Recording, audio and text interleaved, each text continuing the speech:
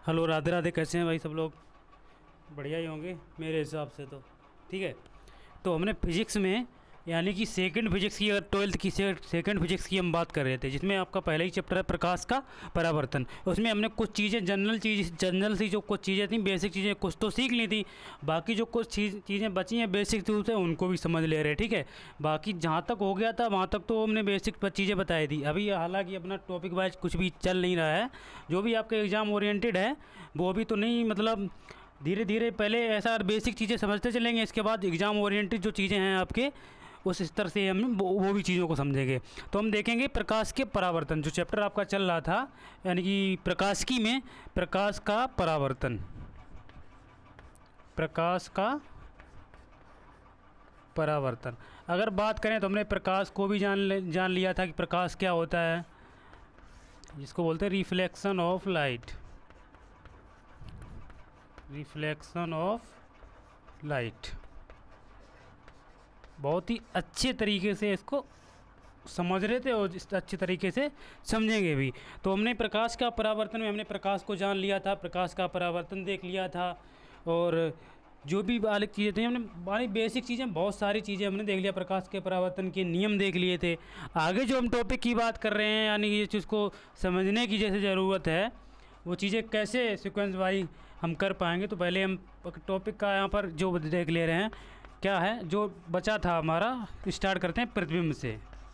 प्रतिबिंब, जिसको हम अगर इंग्लिश में लिखना चाहें तो क्या हो जाएगा, इमेज। इमेज यानी तस्वीर। अगर प्रतिबिंब की अगर हम बात करें, यानी प्रतिबिंब की अगर डेफिनेशन की अगर बात करें, प्रतिबिंब कहते किसको है, तो प्रतिबिंब को अगर मतलब कहते कैसे, प्रतिबिंब को समझना कैसे है, तो हम एक चीज़ कैसे नोट कर रहे हैं। देखो, जैसे अब मुझे एक चीज़, अगर प्रतिबिंब की अगर परिभाषा की अगर हम बात करें, तो प्रतिबिंब की परिभाषा को हम अगर डिफाइन करना चाहें या किसी को बोलना चाहें, या कोई हमसे अगर पूछता है कि प्रतिबिंब कहते कैसे हैं या प्रतिबिंब कैसे बनता है, वो तो अलग चीज़, अलग आगे बढ़ते हैं कि समतल दर्पण से प्रतिबिंब का बनना, गोलीय दर्पण से, अवतल दर्पण से।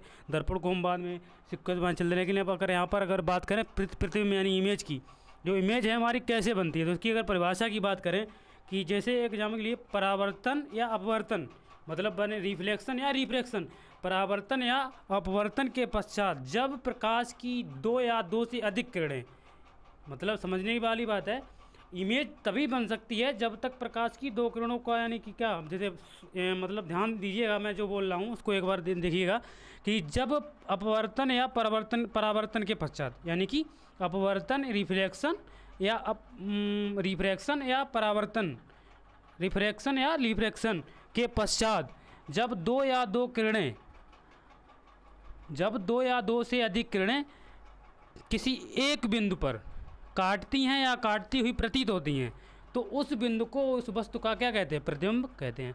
मतलब परिभाषा इसकी बहुत ईजी हो जाएगी, क्या हो जाएगी कि प्रतिबिंब को जो अगर बात करें तो क्या हो जाएगा, जब अपवर्तन या परावर्तन के पश्चात जब प्रकाश की दो किरणें या दो से अधिक किरणें काटती हैं या काटती हुई प्रतीत होती हैं, तो उस बिंदु को ही हम क्या कहते हैं, उस वस्तु का प्रतिबिंब कहते हैं। अच्छा, ये अगर चीज़ नोटिस करें प्रतिबिंब बनता कैसे है, तो ये बात एक नोटिस ध्यान रखना, जब तक प्रकाश की दो किरणें आपस में टकराएंगी नहीं या काटती हुई प्रतीत नहीं होंगी, मतलब मेरी बात समझने, मतलब जो मैं बोल रहा हूँ उस पर ध्यान दीजिएगा बात को, कि जब प्रकाश की दो किरणें आपस में टकराती हैं या टकराएंगी, जब तक प्रकाश की आपस में दो किरणें आपस में टकराएंगी तब तक प्रतिबिंब का बनना असंभव है।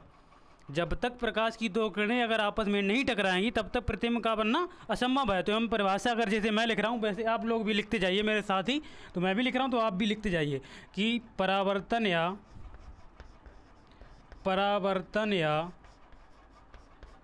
अपवर्तन के पश्चात, अपवर्तन के पश्चात, परावर्तन या अपवर्तन के पश्चात जब प्रकाश की, समझिएगा यहाँ पर, जब प्रकाश की दो या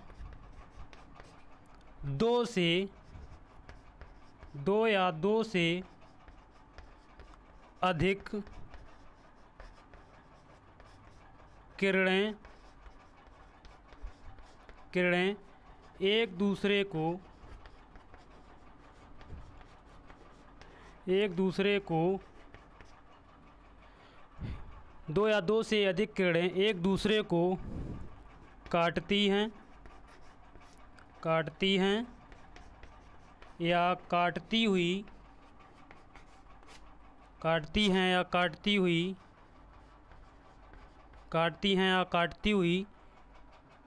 प्रतीत होती हैं तो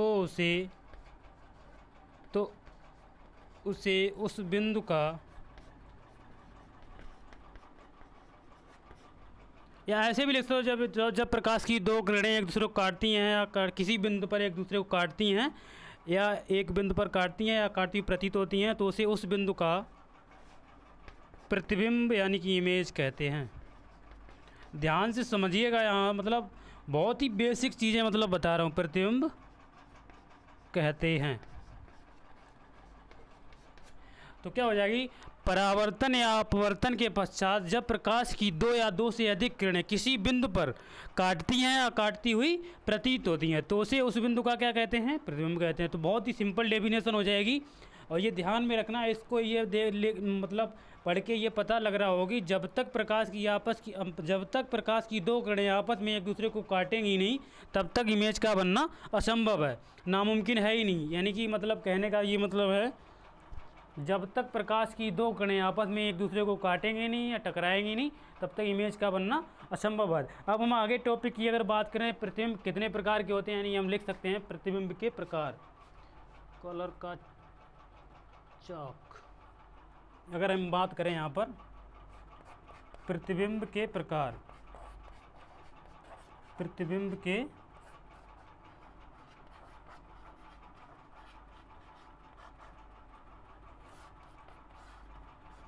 तो ये ध्यान रखिए, प्रतिबिंब के दो प्रकार होते हैं। पहले अगर बात करें तो क्या हो जाएगा आपका, एक हो जाएगा आपका वास्तविक प्रतिबिंब, वास्तविक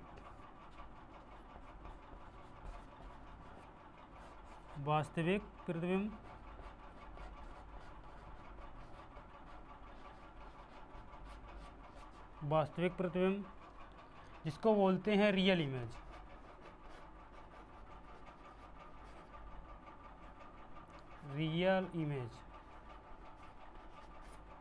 दूसरे अगर टॉपिक की अगर हम बात करें तो क्या हो जाए, वास्तविक प्रतिबिंब और रियल इमेज, एक आपका हो जाएगा आभासी प्रतिबिंब।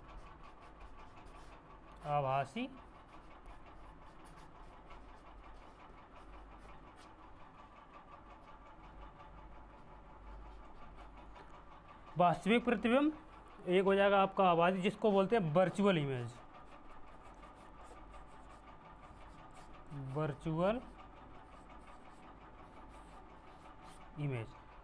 अच्छा, तो यानी प्रतिबिंब के प्रकार कितने हो जाएंगे, प्रतिबिंब के अगर प्रकार की बात करें तो दो प्रकार हो जाएंगे।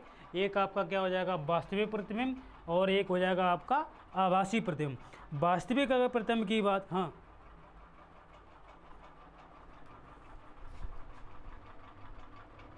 देखिए, अब देखो, अगर वास्तविक प्रतिबिंब की यानी रियल इमेज की बात करें तो रियल इमेज के बारे में हमको जान लेते हैं। यहाँ पर ही पुट कर दे रहा हूँ यहाँ पर कि वास्तविक प्रतिबिंब हमेशा कैसा बनता है। इसमें बच्चों को कन्फ्यूजन रहता है, मैं आपको बता दे रहा हूँ कि वास्तविक प्रतिबिंब हमेशा कैसा बनता है, उल्टा बनता है। कैसा बनता है, उल्टा बनता है।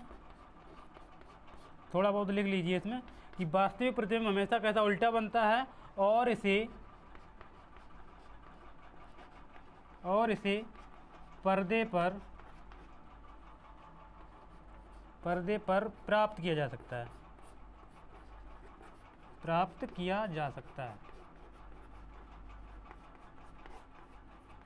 ठीक है, अगर यहाँ पर इसकी बात करें हम आभासी, तो आभासी प्रतिबिंब जो है इसके बारे में थोड़ा लिख लीजिए। आभासी प्रतिबिंब हमेशा सीधा बनता है, आभासी प्रतिबिंब हमेशा सीधा बनता है और इसे पर्दे पर प्राप्त नहीं किया जा सकता। पर्दे पर प्राप्त नहीं किया जा सकता। अच्छा, इनमें आपको एक कन्फ्यूजन हो रहा होगा कि आपके एक बात दिमाग में एक क्रॉस क्वेश्चन अगर ये हो रहा होगा दिमाग में कि यहाँ पर दो हमने बोल दिया कि वास्तविक रियल इमेज की अगर बात करें तो हमेशा उल्टा बनता है, और इसमें हमने ये भी बोल दिया और इसे पर्दे पर प्राप्त किया जा सकता है।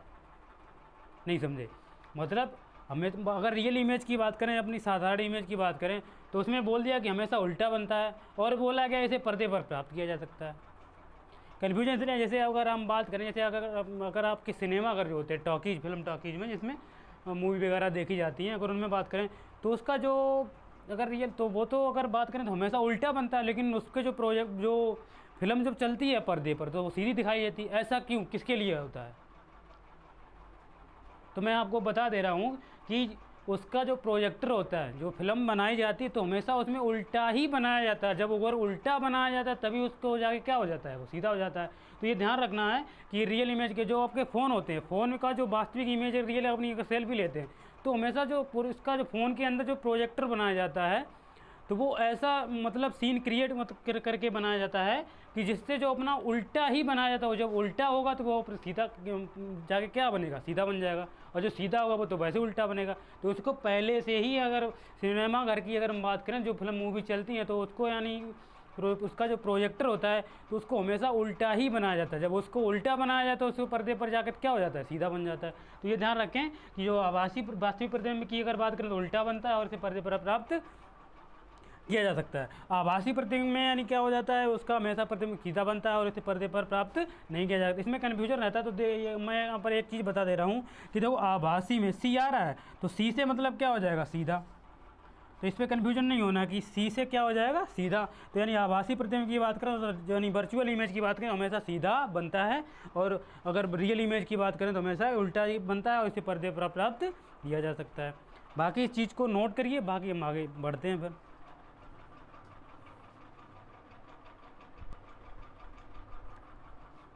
अब देखिए, अब हम किसके बारे में जान रहे हैं?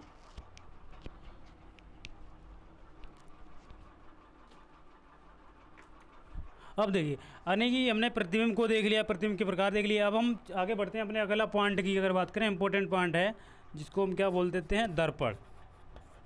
क्या बोल देते हैं, दर्पण। अगर मिरर की अगर बात करें,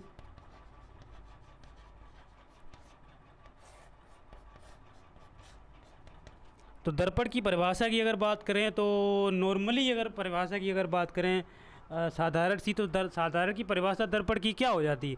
हालांकि किताबों में ये दर्पण में जो दिया जाता है कि वह वस्तु या पिंड प्रकाश का परावर्तन कर दे, मतलब जो प्रकाश का परावर्तन ये कर दे तो वो क्या कहलाता है, दर्पण कहलाता है। जैसे कोई भी वस्तु है, पिंड है जो प्रकाश का परावर्तन कर दे वो क्या कहलाता है, दर्पण कहलाता है। हालांकि ये गलत नहीं बोल सकते हैं, लेकिन ये काफ़ी हद तक ये अगर देखा जाए अगर पॉइंट ऑफ व्यू से तो ये चीज़ दिमाग में अगर दौड़ाई जाए तो ये आपकी डेफिनेशन ना थोड़ी सटीक, थोड़ा रोंग बैठती है। कि क्यों, किस लिए?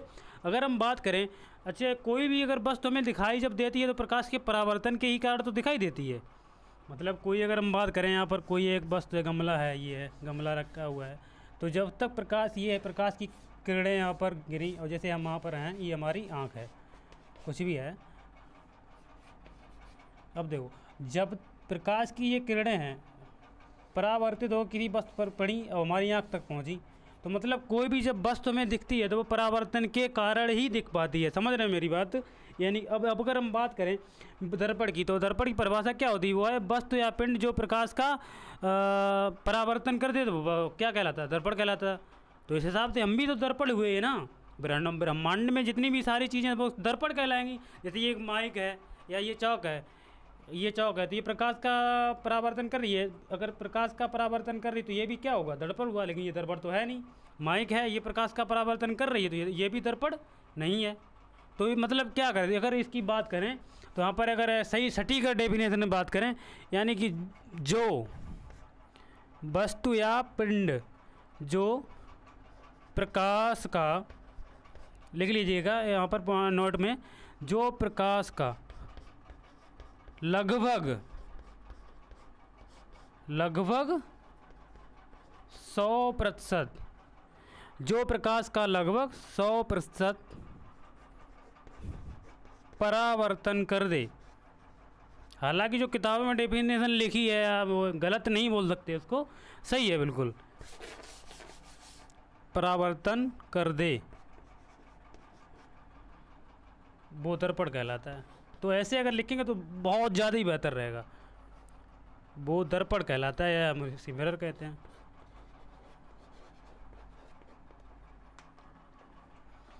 क्या कहलाता है? दर्पण कहलाता है।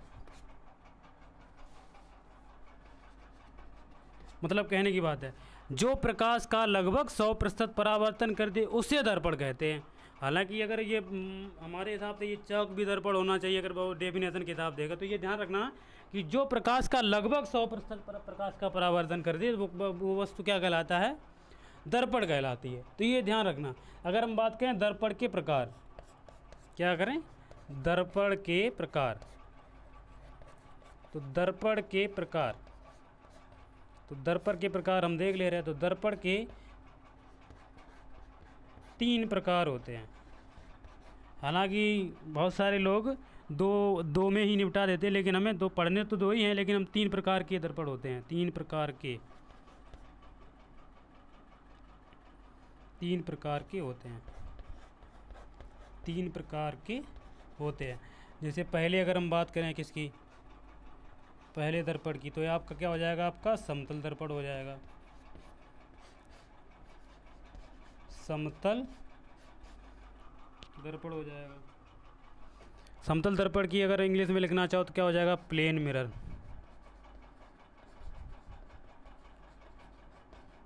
Mirror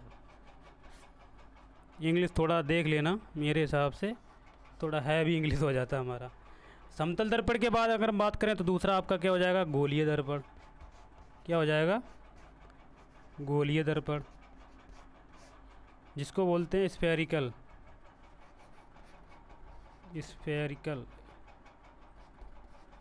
spherical mirror.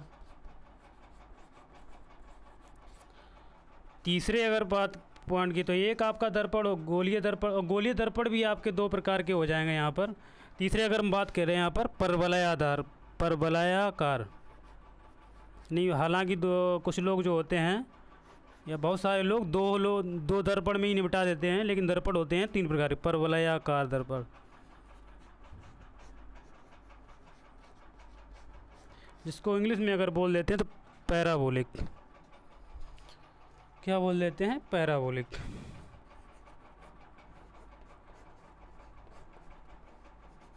Parabolic mirror, ठीक है। अगर हम बात करें यहाँ पर देखो दर्पण के कितने प्रकार होते हैं? 3 प्रकार। एक आपका प्लेन मिरर हो जाएगा। दूसरा अगर बात करें तो गोलीय दर्पण हो जाएगा। गोलीय दर्पण को इंग्लिश में बोलते हैं स्फेरिकल मिरर। तीसरा आपका होता है परवलयाकार दर्पण, जिसको बोलते हैं पैराबोलिक दर्पण। हाँ, लेकिन हमें पढ़ने कितने हैं? 2 ही है। हालांकि दर्पण होते हैं कितने हैं? 3।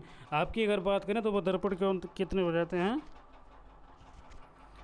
3 हो जाते हैं। अब देखो अगर गोलीय दर्पण की अगर हम बात करें तो गोलीय दर्पण भी आपके कितने हो जाएंगे? गोलीय दर्पण के 2 भाग हो जाएंगे, जैसे यहाँ पर लिख दे रहा हूँ मैं। पहला आपका क्या हो जाएगा? अवतल दर्पण। हालांकि इनको जानेंगे बेसिक से। अवतल दर्पण, जिसको बोलते हैं कॉनकेव मिरर। दूसरा आपका हो जाएगा उत्तल दर्पण। उत्तल दर्पण, जिसको बोल देते हैं कॉन्वेक्स मिरर। तो ठीक है, दर्पण की अगर बात करें, दर्पण जो लगभग प्रकाश का 100% क्या कर दे? परावर्तन कर दे, वह दर्पण कहलाता है। और दर्पण के प्रकार की बात करें, दर्पण 3 प्रकार के हो जाते हैं। आपका समतल दर्पण, गोलीय दर्पण और परवलयाकार दर्पण। अगर हम बात करें गोलीय दर्पण की तो गोलीय दर्पण भी 2 प्रकार के हो जाते हैं। एक आपका अवतल दर्पण हो जाता है, एक उत्तल दर्पण हो जाएगा। समतल दर्पण की बात करें तो समतल दर्पण जिसकी एक पृष्ठ पर क्या होती है? कोई समतल पृष्ठ है, उस पर एक तरफ पर चिकने पृष्ठ पर कलाई करी जाए तो उसको समतल दर्पण कह लेते हैं, कहते हैं। गोलीय दर्पण की बात करें, एक खोखला गोला अगर बात करें तो अगर यहाँ पर तो ये वाले जो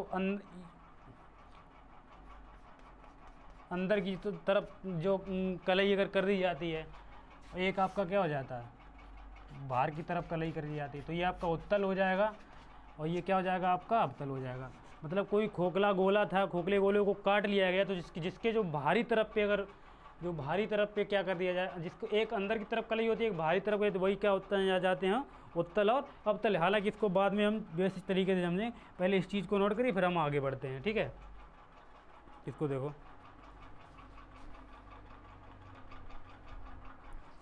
हाँ, तो देखिए यानी अब अगला जो पॉइंट है आपका, तो अगला पॉइंट क्या हो जाएगा, हम समझेंगे कि समतल दर्पण से प्रतिबिंब का बनना, और देखेंगे समतल दर्पण से प्रतिबिंब की बनने की विशेषताएं क्या क्या होती हैं, उनको हम देखें। पहले हम देख ले रहे हैं समतल दर्पण से प्रतिबिंब का बनना। तो हम कैसे देखेंगे समतल दर्पण से प्रतिबिंब का बनना, एक डायग्राम के थ्रू से समझते हैं।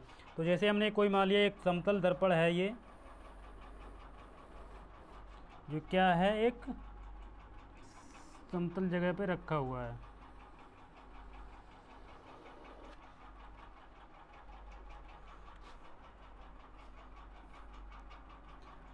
तो ये समतल दर्पण है, इसके एक पृष्ठ पर क्या करना पड़ेगा, हमने कलई करना पड़ेगा। तो ये क्या हो जाएगा, आपका समतल दर्पण हो जाएगा। अब देखो, जैसे कोई एक वस्तु रखी है यहाँ पर, सपोज करो इस वस्तु का हमने नाम दे दिया है ए और बी। वस्तु का क्या नाम दे दिया, ए और बी। अब देखो, यानी वस्तु से, यानी कि वस्तु का जो प्रतिबिंब यानी प्रकाश की आपतित किरण को आपतित कराया जाएगा समतल दर्पण से।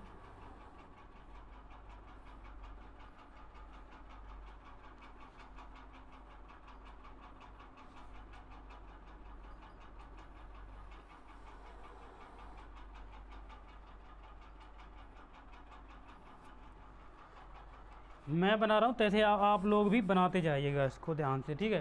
तो ये समतल दर्पण जो है, यहाँ पर ऐसे करके जब प्रकाश की किरणें यानी कि आपतित कराएंगी, कोई वस्तु है उसकी जो प्रकाश की किरणें आपतित कराएंगी किसी वस्तु से, तो ये क्या रिफ्लेक्ट हो गए इधर को, ये वाली इधर को आ गई, तो यानी कि ये हो जाएगा यहाँ पर। अब देखो, किसी वस्तु का हमने बता रखा है, किसी वस्तु का जब प्रतिबिंब बनता है तो दो किरणों को आपस में टकराने से ही बनता है। तो यहाँ पर कोई जब ए बी अगर वस्तु है तो इसका जो प्रतिबिंब बनेगा तो वस्तु के दर्पण के पीछे ही तो बनेगा। तो मत इन किरणों को क्या है ना, यहाँ पर एक बिंदु पर हम यहाँ पर क्या कर देंगे, मिलाएंगे, क्योंकि जब तक प्रकाश की दो किरणों को आपस में नहीं मिलाया जाएगा या एक दूसरे को काटेंगे नहीं, तब तक प्रतिबिंब का बनना असंभव बात है। जैसे मैं बना रहा हूँ वैसे आप लोग भी बनाइए इसको। तो हमने ये इन प्रकाश किरणों को क्या कर दिया, हमने पीछे बढ़ा के इनको एक बिंदु पर क्या आपतित करा दिया। तो इसका जो प्रतिबिंब बनेगा तो यहाँ पर बन जाएगा, जिसका नाम हो जाएगा आपका ए डैश और बी डैश।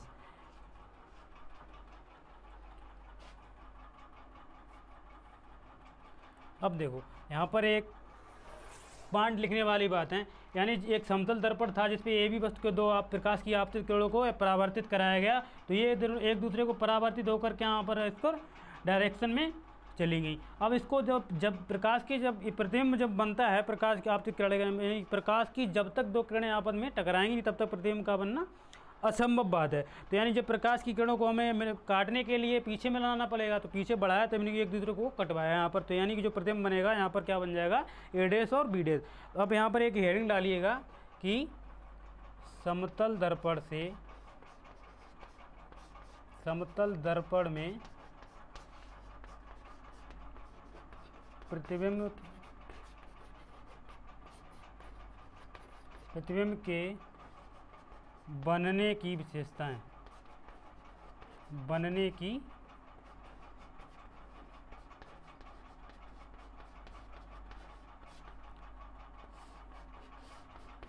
तो इसमें पहला पॉइंट की अगर हम बात करें, हाँ, अरे यार,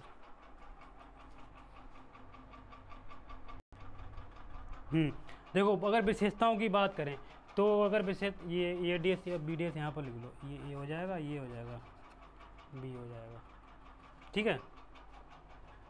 तो देखो, प्रतिबिंब जो है समतल दर्पण में प्रतिबिंब समतल दर्पण के, पहली विशेषता की अगर बात करें तो प्रतिबिंब समतल दर्पण के पीछे बनता है। क्या बनता है, पीछे बनता है। दूसरे अगर पॉइंट की अगर हम बात करें, दूसरी अगर विशेषता की बात करें, अगर प्रतिबिंब आभासी एवं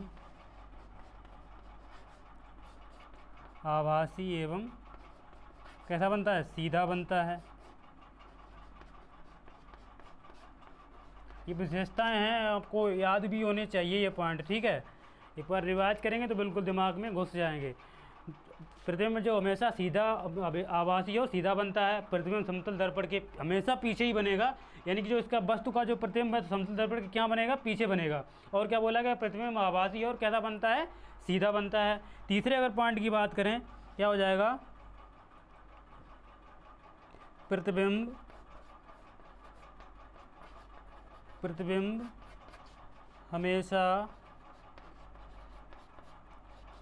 हमेशा वस्तु के आकार का बनता है, वस्तु के आकार का बनता है। चौथे अगर पॉइंट की बात करें, चौथे अगर पॉइंट की अगर हम बात करें तो क्या हो जाएगा, दर्पण के सामने रखी वस्तु की दूरी, यानी कि दर्पण के सामने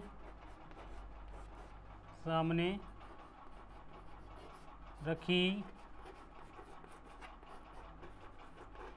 वस्तु की दूरी,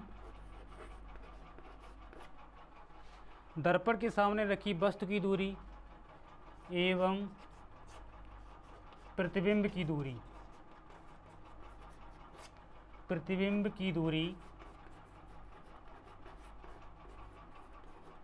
दूरी बराबर होती है। मतलब पॉइंट क्या हो जाएगा, दर्पण के सामने रखी वस्तु की दूरी और एवं प्रतिबिंब की दूरी, यानी कि वस्तु के जो प्रतिबिंब है उसकी दूरी, तो वो क्या हो जाएगा, हमेशा कैसी होती है बराबर। अगर हम बात करें तो ये u मीटर प्रति सेकंड के हिसाब से अगर है तो ये भी क्या हो जाएगा, इधर से u मीटर प्रति सेकंड के हिसाब से ही दूरी कैसी होगी, यानी कि ये वाली दूरी और ये वाली दूरी हमेशा कैसी होगी, आपस में बराबर होगी। इस चीज़ को ध्यान समझिए। कोई समतल दर्पण था जिसमें एक वस्तु है, इसकी जब प्रकाश की दो आपस के किरणें क्या परावर्तित कराएंगी, समतल दर्पण थे, जब ये आपतित कराएंगे तो ये परावर्तित होकर क्या पर डायरेक्शन में इधर को नीचे को चलेगी। अब वस्तु का जब प्रतिबिंब जब ही बनता है जब तो प्रकाश की किरणों को आपस में टकराया जाएगा या टकरानी ही प्रतीत होनी है।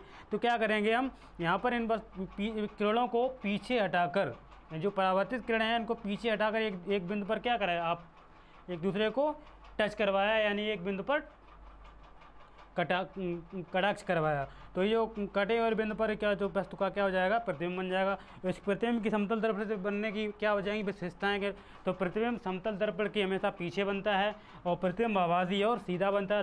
तीसरा पॉइंट क्या हो जाएगा, प्रतिबिंब हमेशा वस्तु के आकार का ही बनता है। ऐसा नहीं है वस्तु अगर 1 मीटर लंबी है तो प्रतिबिंब जो है 2 मीटर लंबी हो जाएगी या आधा हो जाएगी, उससे नहीं, हमेशा प्रतिबिंब कैसा होगा, वस्तु के आकार का ही बनेगा। जैसे हम किसी दर्पण में सामने अगर हम खड़े हैं तो ऐसा तो है नहीं हमारी 5 किलो मतलब लंबाई अगर 5 फुट है तो 7 फुट दिखेगी ना, ऐसा भी नहीं है 3 फुट दिखेगी। तो क्या होगा, जैसे हम हैं तो वैसे ही हमें दिखेगी, वस्तु के आकार का ही बनता है। तो अगर बात करें दर्पण के सामने रखी जो वस्तु की दूरी है वो भी क्या हो जाएगा, प्रतिबिंब की वस्तु की दूरी के बराबर होगी। अच्छा पॉइंट था, इसको एक बार नोट करिए या स्क्रीन छोड़ लीजिए, तब तक आगे पॉइंट पे बढ़ते हैं हम लोग। ठीक है, इस चीज़ को मिटा दे रहे, बाकी एक पॉइंट और देख ले, बाकी जो हम चले थोड़ा वीडियो लंबा हो जाएगा, इसलिए थोड़े थोड़े हिसाब से आगे बढ़ते हैं।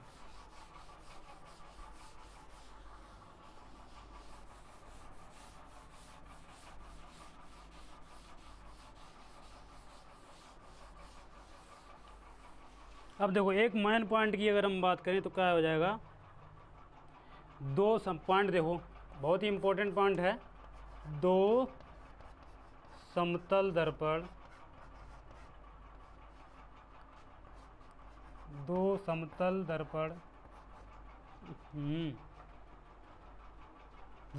दर्पण से बने प्रतिबिंबों की संख्या, प्रतिबिंबों की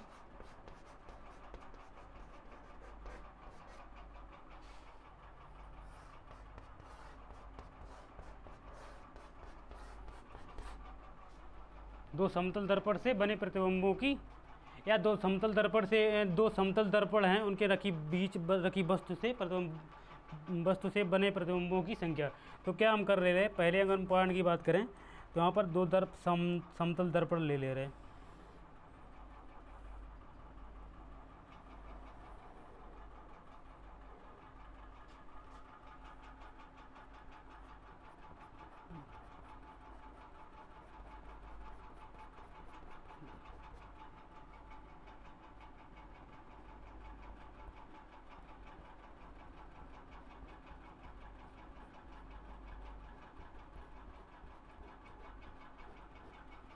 मान लिया इसका कोण क्या है, थीटा है। इस पर एक वस्तु रखी है जिसका नाम दे दिया हमने ए बी, यानी दो समतल दर्पण के एक बीच ए बी वस्तु रखी है, तो उनमें बने प्रतिबिंबों की संख्या, अगर ये कोण आपका थीटा दे दिया, तो अगर हम पहले पॉइंट की अगर हम बात करें यहाँ पर, तो क्या हो जाएगा आपका n बराबर प्रतिबिंबों की संख्या n बराबर 360/थीटा।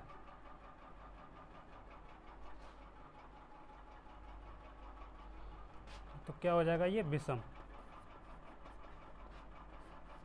दूसरे अगर पॉइंट की बात करें यहाँ पर n बराबर 360/थीटा, यहाँ पर थीटा है ये, तो क्या हो जाएगा यहाँ पर सम। और क्या कर देंगे, मानस का वन। यानी कि कहने की बात है कि थीटा का जो n का जो मान होगा हमेशा विषम आएगा, यानी प्रतिबिंबों की यानी समतल दर्पण से बने प्रतिबिंबों की जो संख्या है ना, वस्तु में अगर रखी है कोई समतल दर्पण है, तो हमेशा प्रतिबिंबों की संख्या क्या आएगी, विषम में आएगी। ऐसा नहीं है कि 4 आ रहा, 6 आ रहा, 10 आ रहा, 20 आ रहा, 50 आ रहा, यानी कि सम नहीं हो सकता। अगर सम अगर आता भी है तो उसमें से क्या एक माइनस हम कर देंगे। अगर हम बात करें, अगर तीसरे पॉइंट की अगर हम बात करें तो क्या हो जाएगा, n बराबर 360/थीटा, यानी कि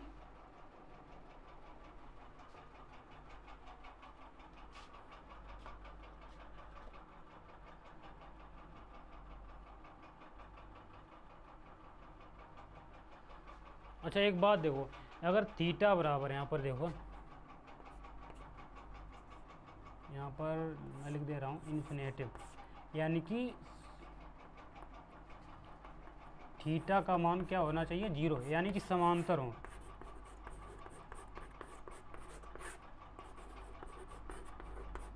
अब देखो, अगर n थीटा का मान लीजिए कि समतल दर्पण क्या हो जाएंगे, समांतर हो जाएंगे, तो थीटा का जो मान होगा 0 अंश होगा, यानी कि थीटा का मान 0 अगर होगा तो क्या हो जाएगा, इन्फिनेटिव, यानी उसके अनंत प्रतिबिंब बनेंगे। मतलब कहने की क्या बात है, अगर समतल दर्पण जो है वो इस पर मतलब तिरछे ना होकर अगर समांतर अगर हो जाएंगे, थीटा का कोण क्या, देखो यहाँ पर इसको मिला दिया जाएगा तो थीटा का कोण यहाँ पर क्या हो जाएगा, 0 हो जाएगा। थीटा का मान क्या हो जाएगा, यहाँ पर थीटा कोई बनेगा ही नहीं, तो थीटा का मान जब 0 हो जाएगा और 0 में 360 का किसी संख्या में अगर भाग देते हो क्या हो जाएगा, इन्फिनेटिव आता है, तो उसके अनंत प्रतिबिंब बनेंगे। बाकी ये 3 पॉइंट हैं आपके एग्ज़ाम में सवाल भी एक दूसरे मतलब 1-2 नंबर के बन जाते हैं। तो इसमें हम आज तक इतना ही रखते हैं, बाकी इन चीज़ों को रिवाइज करिए। बेसिक चीज़ें हैं, एक छोटी से छोटी चीज़ को लेकर चल रहे हैं, बाकी ऐसा कुछ भी नहीं है। जो आपकी समझ में एक बार 2 बार अगर रिवाइज कर लेंगे तो बिल्कुल आपके समझ में आ जाएगा, ठीक है। बाकी इसमें इतना ही रखते हैं, बाकी अगले टर्म में हम गोलीय दर्पण में मतलब अवतल दर्पण को समझेंगे, अवतल दर्पण को समझेंगे। बाकी हम धीरे धीरे वैसे करके आपके डेरिवेशन है उनको भी सिद्ध करेंगे। और अगर हम बात करें इनमें रे डायग्राम की सबसे ज़्यादा इंपॉर्टेंसी अगर होती है तो इम्पोर्टेंसी सबसे ज़्यादा डायग्राम की होती है। बाकी बढ़ते रहिए, पढ़ते रहिए। धन्यवाद।